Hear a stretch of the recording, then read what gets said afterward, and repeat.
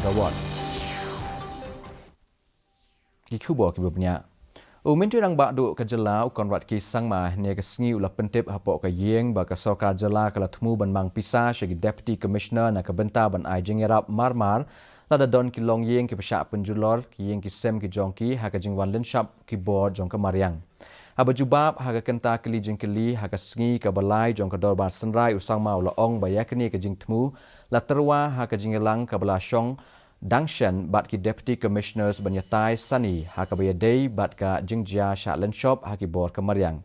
Kam Hashwa Menteri Bedai Kemi ia katanat Revenue bat Disaster Management uba Lakmen Kermen Shah haba jubab ya ke jingkeli balawanra da UMLA ke seng TMC uba George B Lingdo ula ong bakidan haduk shispa prapenyotuli ki Longiing ki bala Shah Pynjulor haki bor ke Mariang ha ubna yayong mentau snem ha boirembong blok.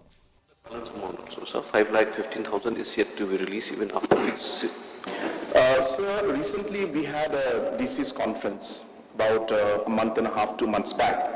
And one of the main discussions that took place in that meeting was regarding natural calamities, because that time we had recently had those natural calamities. And so in that meeting we came to a conclusion and a decision that apart from the 25 lakhs which is given for general relief to the Deputy Commissioners, that there needs to be some fund parked with the Deputy Commissioners for immediate relief of situations, especially when it comes to houses being damaged. Because people cannot wait for the long process that takes place in terms of funds being released for the houses to be cleared. So that matter is being very seriously considered, and we are under process to figure out how we could put this, the procedures in place and the necessary orders in place. Menteri katanat ke koi ke khia ujim sangma ula penpau hapok